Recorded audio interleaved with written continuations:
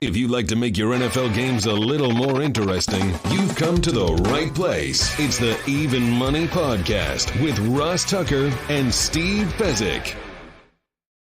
Yeah, Vegas, baby, Vegas. It is the Even Money Podcast. It's presented, of course, by DraftKings Sportsbook. I'm Ross Tucker, former NFL offensive lineman, 5 teams, 7 years. You know this already, most of you. Absolutely love all the different media gigs I have. I'll be doing the Bills and the Dolphins on the radio on Sunday at 1 o'clock. So if you're driving around doing stuff with your wife or kids or whatever, certainly find me on any radio station. They're all going to be covering it. Certainly Sirius XM Channel 88 will have it. Sunday, 1 o'clock, Dolphins at the Bills. You can check me out on social media at Ross Tucker NFL. And we have Facebook, Instagram, Twitter, TikTok, all of them. And we even got a new Facebook for at Ross Tucker Pod. So at Ross Tucker Pod posts the clips, the best ones we think from this show and others on Twitter or Instagram, or the new Ross Tucker Pod on Facebook. The star of this show is Steve Fezzik at Fezzik Sports, the only 2-time winner of the Super Bowl of professional football gambling, the Super Contest at the Westgate. He's at Fezzik Sports on Twitter, and he's only at pregame.com. He doesn't have his own website. Do not fall for the imposter. Can't be any clearer about this. By the way, I do get people still that'll email me and be like, is there anywhere you have your picks posted? I went over this so many times this year. Patreon.com/RTmedia. Just become a member of a Tuckheads member, and you get access to our private Slack channel. It's all posted there. Grades. He's got in-depth information that I don't even realize about how we do when we bet dogs or favorites or home teams or road teams. He's got like in-depth info that's really valuable. So patreon.com/RTmedia. Also, by the way, before I forget, we're getting a lot of new people.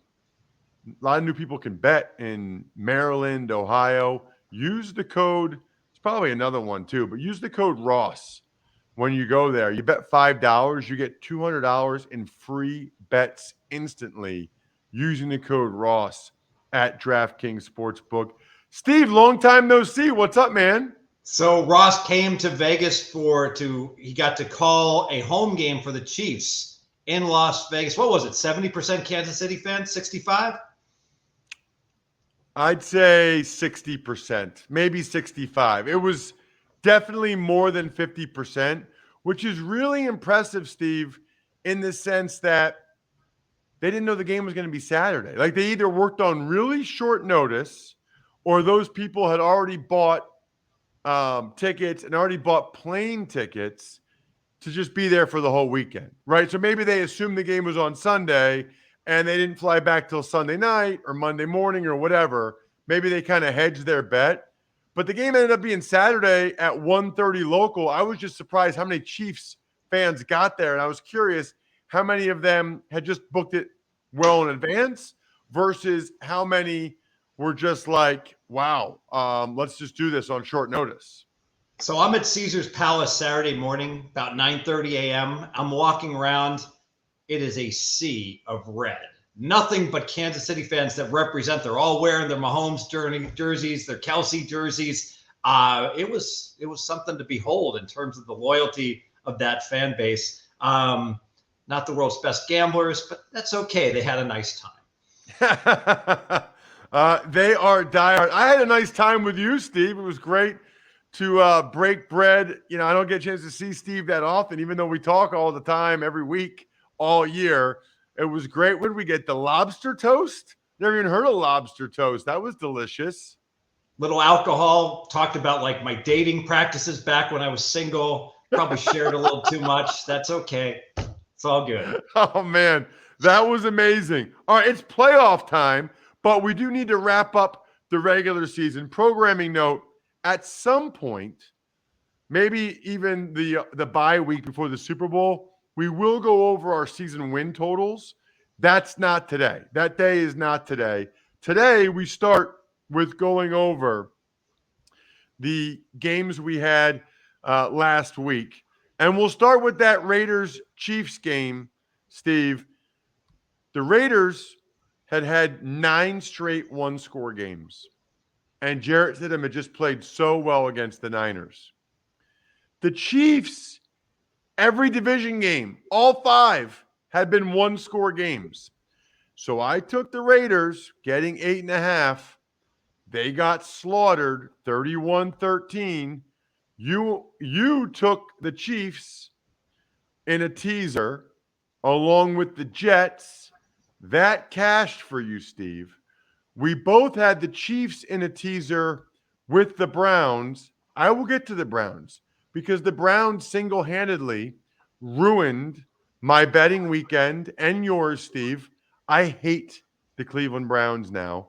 They double whammied us. They didn't hit the under, and they go ahead and they lose our teaser when they're getting 8.5 points. So very, very frustrating on that one, Steve. I thought I could middle it with the Raiders and the Chiefs, but listen, the Raiders just did not come to play. Yeah, and I guess one lesson learned, don't play a home team when they're the road team. It's demoralizing for the players. I do want to address the Jets game and what's become known as the pitchy woo-woo phenomenon when you're lateraling the ball backwards until you get into your own end zone, and thus you score, but you either score a safety against yourself or you score a touchdown against yourself. So I guess I was fortunate that the Jets only gave up 2 points on the last play instead of 6, which would have been an embarrassing way to lose by 9 and lose the teaser by half a point. Yes, that would have been terrible. And I mean, those plays, when's the last time any of one of them had even close to success is what I want to know. The Bahamas Bowl, which will go down this year. Folklore. Yeah, there's like 6 laterals in the Bahamas Bowl in the Western Kentucky game. I don't even know who won. I just know the team catching 2.5 covered. Wow.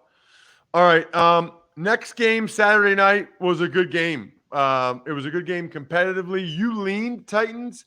I put 2 units on the Titans, getting 6.5. They had a great chance to win the game outright. I still can't believe they had Josh Dobbs drop back and throw that. Make them beat your defense. Gosh. Anyway, that was 2 units for me. We move on to Sunday. Steelers and the Browns. The Browns gave up 28 points to a Steelers team that hadn't been scoring more than 13. I mean, really bad, Steve. You and I had a best bet on the under, 39. That last touchdown to make it 28-14 is what did us in, and it blew up our teaser on Chiefs-Browns. Yeah, apparently there was a roughing the passer call that shouldn't have been called. Not that much offense in this game. I would bet that game to go under again. Ultimately, it goes down as a loss, though.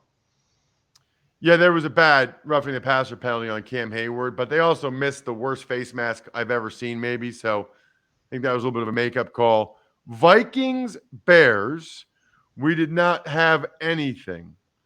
Falcons, Bucs, I put 2 units on my Falcons, laying 3, and they won by 13. That was a best bet. You did the same, Steve. I didn't realize that. So we had a best bet there on the Falcons that came through. Jets, Dolphins, we've already discussed. Texans, Colts, wow, what a game. Panthers, Saints. You leaned Panthers getting the 4. I put 2 units on the Panthers getting the 4. They went outright 10-7, so needed that one badly. Bills, Patriots, we had nothing. Ravens, Bengals, let me just make sure. Yeah, we had nothing. Giants, Eagles. The Giants were getting 14 points. The total was 42.5. You put 2 units on the Giants getting the 14 points. That cash for you. You also had Giants first half plus 9.5. That actually lost for you, Steve. So you broke even on that. That's unusual for a game like that, isn't it? Yeah, and well, this was the case where my handicap Tuesday was completely wrong in terms of personnel. It was right in terms of motivation. The Giants played hard, but nobody played for the Giants, and I wasn't expecting it. And then by Thursday, I had gotten indeed the memo. And really, it's always easy after the fact, but the best bets to be made on some of these games, the Eagles' first half was the bet to make, and the Giants' fourth quarter, because by the fourth quarter, the Eagles were just trying not to get injured, and the Giants were still playing hard. And by comparison, same thing. Tampa to score first quarter against Atlanta was a great bet. By the fourth quarter, Atlanta was playing against the Tampa Scrubs, and that was a great bet as well. Cardinals, Niners. We both leaned Cardinals getting 14 points. They still got blown out. And I had a bunch of leans that came through. Rams, Seahawks. I had a lean to the Rams. They covered the 6.5. You put 2 units on the over there. I'm surprised that score was only 19-16. I really am. The total was 41. They didn't really even get close to it, Steve. Yeah, they look like offense between the 20s and bogged down in the red zone. I'm not going to lament that. That was, I'm not going to say that was in any way the right side. It wasn't. Broncos, Chargers. I leaned Broncos. You leaned Chargers. Broncos won it outright. Disastrous game for the Chargers to start their guys, get some guys banged up, and still lose. Lions, Packers. I leaned Lions getting the 4.5. They win outright. Wish it was more than just a lean. For the week, Steve, I broke even. Again, I think that might be 2 weeks in a row. And you were minus 2.5 units. So for the year, I am up 39 units. You are up 5 units. For the week, we were 1 and 2 on our best bets. So for the season, we're now 22 and 16 on our best bets, which is still a strike rate of 58%, which is pretty darn good, right, Steve? 58%? It is, and it's better than the decisions that Brandon Staley made, which reminded me of, there's a term when you're playing poker, being pot committed. And that's where you feel like you put so much money into the pot, you just don't want to fold. You just want to keep playing the hand, even if it's a crappy hand, you're going to lose. And that's what Brandon Staley did against Denver, is he basically decided to try to win the game and not rest his guys. And then Bosa gets injured, Williams gets injured, and it's like, get the other guys out of there. What are you doing? Nope. Got to stick with this hand, keep playing it the same way. Let's try to get Keenan Allen hurt also. Just amazingly ridiculous that the Chargers tried to win that game.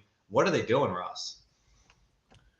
Trying to win the game, I guess. We'll see how it affects them. I'm so curious to see how they and the Cowboys are affected this weekend, which is what we move on to. It's playoff time. Anything we need to know, Steve, specifically about betting NFL playoffs versus the regular season? Is there anything different, notable, noteworthy, etc.? This is the week. My friend Teddy Covers put me onto this. Wild card weekend is the 1 week where you want to look to play the team that had the much more difficult strength of schedule. That has done great for whatever reason this particular round of the playoffs. And there are 2 teams that qualify as having had played a much harder schedule than their opponents. So those are the Miami Dolphins and the Tampa Bay Buccaneers. So Miami and Tampa, according to that trend, would be the teams to look towards. Interesting. That's interesting that the Dolphins played that much of a tougher schedule than the Bills. How's that even possible? I don't run the numbers. Jeff Sagarin does. I just copy them. Yes. All right. I should mention, by the way, before we dive into the playoff picks, we're going to be able to get to a bunch of your email questions the next couple of weeks. So send me the email questions that you have for Steve, ross@rosstucker.com. We're not able to do that during the regular season, but during the playoffs, we are. You go right to the top of the list, by the way, if you take advantage of any of our sponsors on the sponsor page over at rosstucker.com, or just, you know what, we're a month away from Valentine's Day. You're smart guys. You value your time. You value money. Go to myfrontpagestory.com. It's the best Valentine's Day gift ever. Myfrontpagestory.com. Just knock it out now. It's not very expensive. It's like $50, or there's a better one that's $100. You get an unbelievable story written about your significant other, and get it done so you don't have to worry about it Super Bowl week or whatever. Myfrontpagestory.com.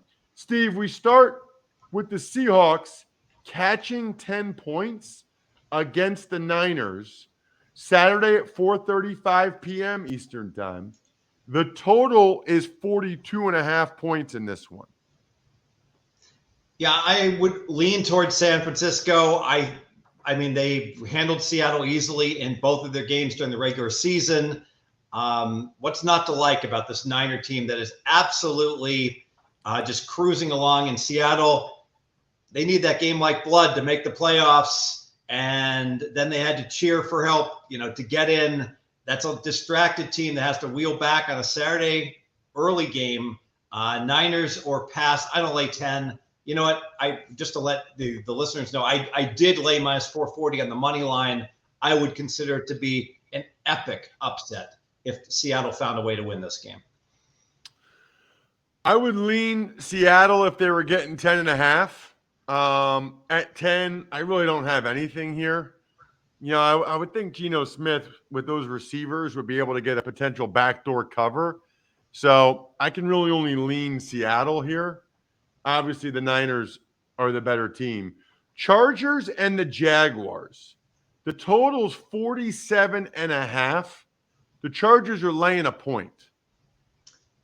My opinion may have been different a week ago, but I certainly like Jacksonville. 2 units on the Jaguars. I'm not convinced the Chargers are the better team, especially with Williams clearly going to be compromised this week. Bosa not 100%. And look at the schedule. So Jacksonville gets to play Saturday. They play Saturday again. So they get their full week of rest. Chargers played Sunday. And now it's almost like the NFL is penalizing the Chargers for being so stupid that they're like, we're just going to wheel back and make you play on a short week on Saturday after having played an all-in game in altitude on Sunday. So you're in LA, you fly to altitude in Denver, you get everyone injured, you fly back to LA, and then you got to fly out to Jacksonville. What dummy is backing a team with those circumstances? I like Jacksonville, 2 units. I'm the dummy. Hi, my name's Ross, and I'd like to say that I'm a dummy. I like the Chargers. I think that Saturday night was Jacksonville's Super Bowl. I think that was I think they put everything in to that game Saturday night, and beating the Titans and winning the division and getting a home playoff game. I think the Chargers are the better team, and I think the Chargers are going to win the game. So I'm going the other way. I'm going 2 units. I didn't like how Trevor Lawrence played either. 2 units, Chargers. Steve and I, does not happen very often. We are going head to head. I'm the dummy. I love it. I love that whole speech. We'll see. I think the Chargers are better. Let's get to Sunday. Dolphins are getting 10.5 points. Total's 45. As we record this Tuesday, 10:50 a.m. Eastern time, the Dolphins could have any one of 3 guys, I guess, starting at quarterback, Steve?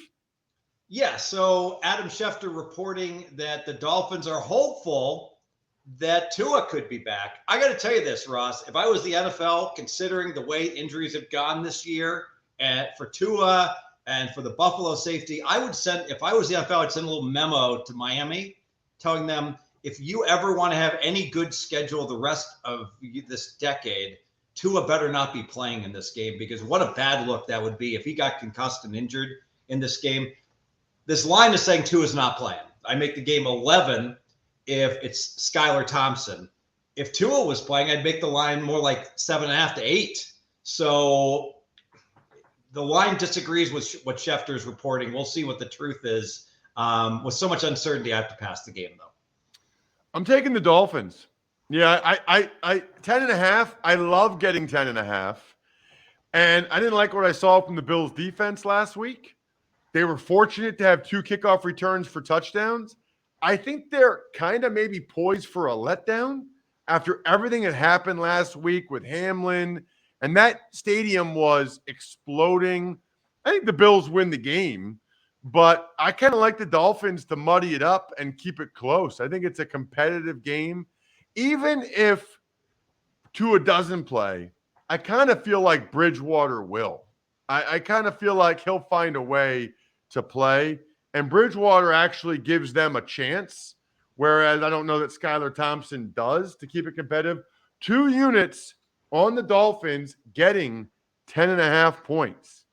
The next game is the Giants and the Vikings. The total is 48.5.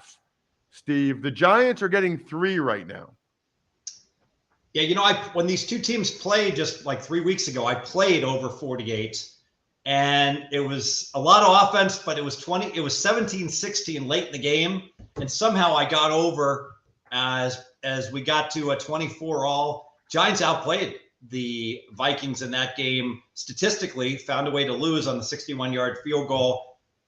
I was tempted to take the Giants. I'm going to strongly lean Giants. I don't like the Giants at all. They're the second most overrated playoff team.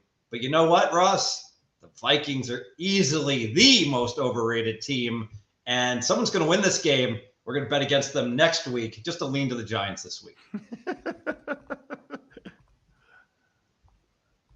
That's funny. Going to bet against them next week. That's going to be a social media clip at Ross Tucker NFL, at Ross Tucker Pod. I like the Giants. Yeah, I mean, I like the way they played against the Eagles, even though they sat so many guys. They got a lot of guys rested, a lot of guys ready to go. I feel like all the pressure's on the Vikings playing at home. It was a field goal game. It was a toss-up game. This reminds me of like a Ravens-Steelers game. Always take the team getting 3 points in a Ravens-Steelers game. I think that's how this game will go. Giants plus the 3, 2 units. What about Sunday Night Football? Ravens-Bengals. The Ravens are getting 6.5. The total's 43.5. So this line is telling us that Lamar Jackson is going to play and to be fairly healthy because these teams just played. And I know Baltimore was on their 3rd string quarterback, but the line was 11. I'm not so sure that Lamar is going to be healthy or that he's going to play. We'll see. He's probably going to play. Bengals are 21-3 against the spread. I'm not stepping in front of that. I will say this. It was troubling looking at the box score where Baltimore actually won the stats last week. That's what's keeping me off the Bengals. I'm still leaning Bengals. Got it.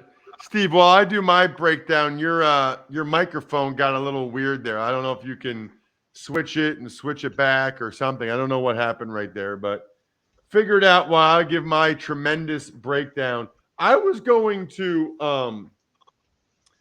it's funny, 10 minutes ago, the Bucs were getting 2.5. And I was going to go ahead and I was going to tease the Bucs up to 8.5 and pair it with the Bengals down to -0.5 point, which I know you don't like, and we've been over that. I know you don't like that, but that was going to be my teaser. But now the Bucs are getting the full 3. We go by what it is when we're doing the show. So I'm just going to recommend if the Bucs go back to being favored by 2.5 or getting 2.5, pair the Bucs in a teaser with the Bengals down to -0.5 point. As it is, not going to do that. Although, why would that be that bad? I guess, Steve. Like, explain that to me. I already know the logic for why you don't like to just have a -6.5 down to -0.5 point. I got that part of it.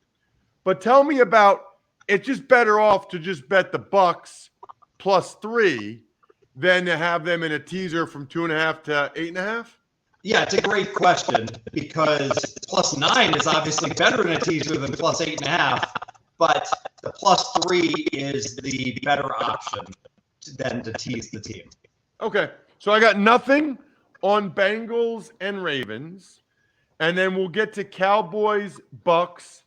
The Cowboys are laying 3 points.